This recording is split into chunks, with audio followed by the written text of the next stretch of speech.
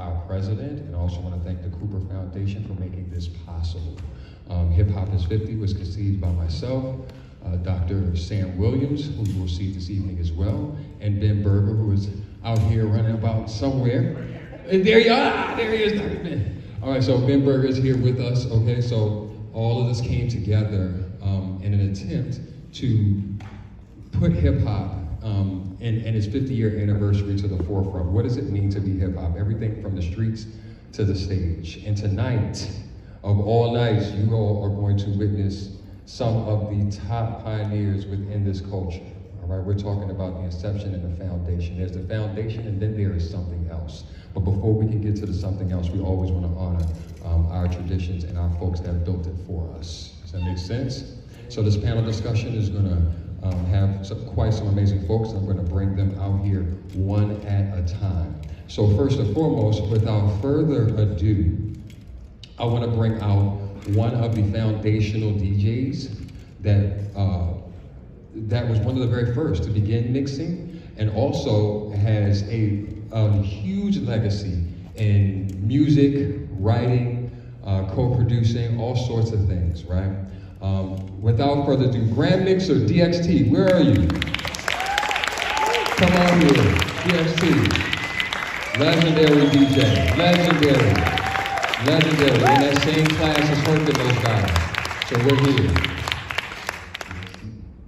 Okay, this might be a long Othello. It's okay. It may come to a surprise to some of you what I'm going to say, but it's very important that I say it. Because recently I've been doing some research from studying old film and footage, and I discovered something very important. And that is, what we're doing is actually a reset and a reconnection to a cultural expression that already came and went. Actually, it comes in cycles. And so now in our time, we're connecting to these cultural expressions. There's film now you can see in the 1930s and 20s of break dancers and people rhyming rhythmically. And so, the terminology that we're using is what's new. The technology that we're using to express these cultural expressions is new. But the actual expression is actually ancient. And it's one of the greatest things today is the fact that the technology allowed us to look back in time and see that our ancestors were doing this. What makes this really interesting is that we did not see that until now. But we had started doing it in the 70s, just epigenetically. That's what I'm thinking. And so we are connected to a cultural expression that is within us. And at the right time, in the right place, we started to express these things. By moving around, people began to see it around the country, and that's how it spread. And then, of course, the commercial interest in it, the marketing interest, the money,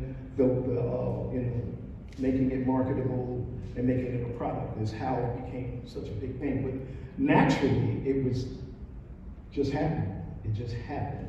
And how I got into it is because it just happened. And I just so happened to be in an entertainment family.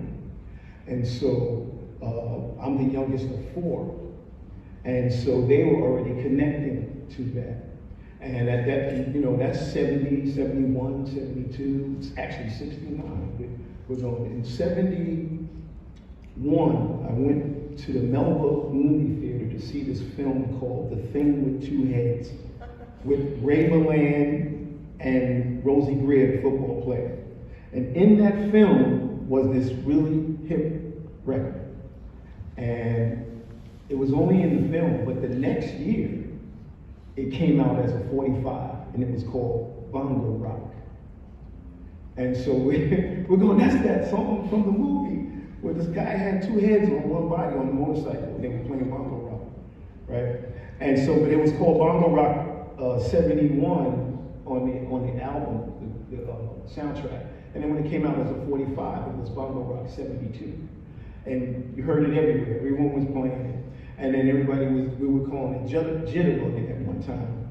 And then the language started to change. The more people got involved. But that was my introduction into the dance mode of it. My sister is a dancer. She danced with Alvin Ailey and Chuck Davis, Forces of Nature.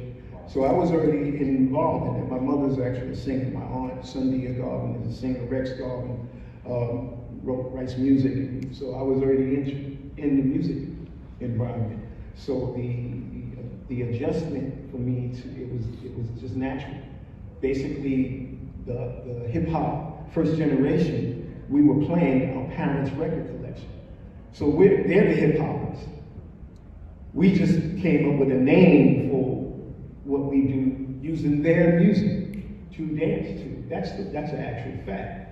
And so that was my introduction to it. And I think that now that we have this understanding that this expression has been around for a long time, we can see now that social media and videos, we can see different countries all around the world, and we see these dance moves, in these different places going, wow, I could incorporate that into my moves.